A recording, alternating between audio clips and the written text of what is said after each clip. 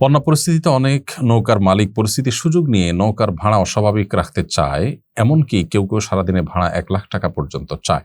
এই অবস্থায় কেউ কেউ বলেছেন, এত টাকা ভাড়া দেওয়ার সামর্থ্য না থাকলে জোরপূর্বক নৌকা ছিনিয়ে নিয়ে দুর্গত মানুষকে উদ্ধার করা যাবে। আসলেই কি জোর করে নৌকা নেওয়া যাবে? বন্যা পরিস্থিতিতে বিভিন্ন নৌকা বা আপনার স্পিড বোটের মালিকরা তারা যে দাম অস্বাভাবিক পর্যায়ে বাড়িয়ে দেন, এটা যে জুলুম সেটা বলার অপেক্ষা রাখে না।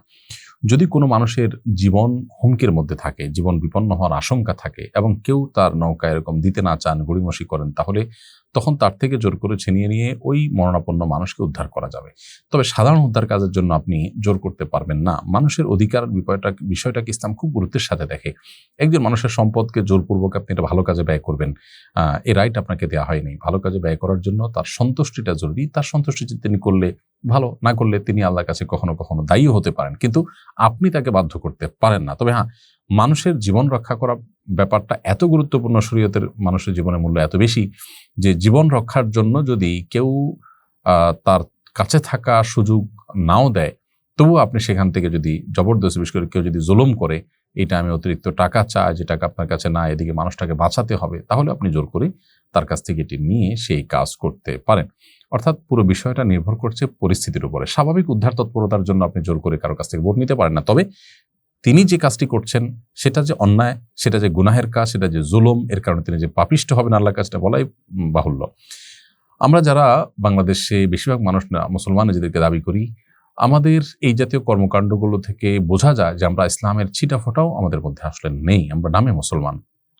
বিপদ আপদে যেখানে মানুষের পাশে আমাদের দাঁড়ানো দরকার, সেখানে আমরা বরং আরো হার্ড হয়ে যাই, শক্ত হয়ে যাই। আসুন্নাহ ফাউন্ডেশনের ত্রাণ কার্যক্রমে একজন অটোরিকশা চালক, তিনি আমাদের যারা স্বেচ্ছাসেবক আসা যাওয়া করেন তাদের জন্য বিনামূল্যে তিনি পরিবহন এর ব্যবস্থা করেছেন। অর্থাৎ তার গাড়িতে কেউ ত্রাণের কাজে যাবে বললে তাকে নিয়ে যাচ্ছেন, নিয়ে আসছেন, কোনো পয়সা নিচ্ছেন না। এবং এই জিনিসটা তিনি আমাদেরকে প্রকাশও করতে আসেন না, আমরা জেনে গেছি বিষয়টা। দেখুন, একজন অটোরিকশা চালক তার এই ছোট একটি কাজ কত সুন্দর এবং কত চমৎকার। এটি হলো ইমানদার সুলভ কাজ। যারা এই সুযোগে অনেক বেশি টাকা কামিয়ে নিচ্ছেন, আপনি টাকা দিয়ে কি করবেন? সুখ কিনবেন? তো সুখ তো পাবেন না, কারণ সুখের মালিক আল্লাহ তাআলা, তিনি তো আপনাকে সুখ দিবেন না। অনন্ত অসীমকালের দুঃখ তো আছেই।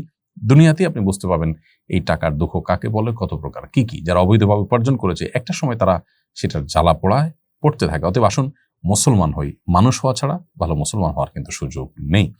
বৃহত্তর নোয়াখালীতে বন্যা পরিস্থিতি অত্যন্ত ভয়াবহ। আপনি সরাসরি সেখানে উপস্থিত হয়ে কাজ করেছেন বলে দেখলাম। আরো যারা কাজ করছে তাদেরকে আপনার অভিজ্ঞতার আলোকে কি পরামর্শ দিবেন? যারা নোয়াখালী, লক্ষ্মীপুর, চাঁদপুর, কুমিল্লা বা ফেনী, যে সমস্ত এলাকাগুলো বন্যা কবলিত, সে সমস্ত এলাকায় কাজ করতে যাচ্ছেন, আমরা তাদেরকে বলতে চাই, প্রথমত স্থানীয়ভাবে আপনাদের একটা ভলান্টিয়ার টিম থাকতে হবে যাওয়ার আগে, যারা আপনাদেরকে সার্ভে করে বলতে পারবে যে কোন এলাকায় আসলে ত্রাণ পৌঁছায় নাই, সেই এলাকায় পৌঁছানোর উপায়গুলো কি, কোন রুটে আপনি যাবেন না যাবেন। অনেক রাস্তাঘাট ভেঙে গেছে বন্যার পানিতে, তাহলে কোন দিকে যাবেন এবং যাওয়ার ক্ষেত্রে কি নিয়ে যাবেন না যাবেন, নৌকার ব্যবস্থা থাকবে কিনা, কত দূরে যাবেন, এই বিষয়গুলো আপনাদের স্থানীয়ভাবে যে সমস্ত লোকজন আছেন তাদের সাথে যোগাযোগ করে আপনাদের করলে ভালো হবে। স্থানীয় আলেমুল আমাদের সহযোগিতা নিতে পারেন। দ্বিতীয়ত, সেখানে নিড কিসের মানুষের? যেমন একেবারে বন্যা যখন চরম আকারে পৌঁছে যায় তখন শুকনো খাবারের নিড থাকে, কিন্তু একটা পর্যায়ে পানি নামতে শুরু করলে মানুষের কিন্তু তখন ভারী খাবার, অর্থাৎ চাল ডাল ইত্যাদির প্রয়োজন হয়। অতএব ওই নিডটাকে আপনারা জেনে তারপরে যাবেন। তৃতীয়ত, মনে রাখতে হবে যে অল্প সামান্য কিছু ডোনেশন নিয়ে আমরা যদি চলে যাই, তো সেটাতে যতটা উপকার হবে গরিব অভাবী মানুষের, তার চেয়ে বেশি আমার নিজের জাস্ট একটা শখ পূরণ হবে। তো এটা আমার বেনিফিট হচ্ছে, গরিবের বেনিফিট বা দুস্থ মানুষের বেনিফিট হচ্ছে না। আর একটা গুরুত্বপূর্ণ বিষয় হলো যে ফটো সেশন প্রয়োজন ছাড়া মানুষকে জব দেওয়ার জন্য যতটুকু দরকার ততটুকু করলেন। এর বাইরে অতিরিক্ত ফটো সেশন করা খুবই অনুচিত একটি কাজ, সেটা থেকে আমাদেরকে বেঁচে থাকতে হবে। আল্লাহ তাআলা আমাদের তৌফিক দান করুন। রিল ফিল আইডি থেকে আপনি লিখেছেন, ট্রাক ড্রাইভারকে ভাড়ার ব্যবস্থা করে দিয়ে তার কাছ থেকে প্রতি কাজে কমিশন নেওয়া যাবে কিনা? আপনি ভাড়া এনে দিয়েছেন বাহির থেকে, পরিশ্রম করে কাস্টমার খুঁজে দিয়েছেন, এরকম যদি হয় তাহলে সেক্ষেত্রে তার জন্য পারিশ্রমিক আপনি নিতে পারবেন, সেটা আপনার জন্য জায়েজ হবে।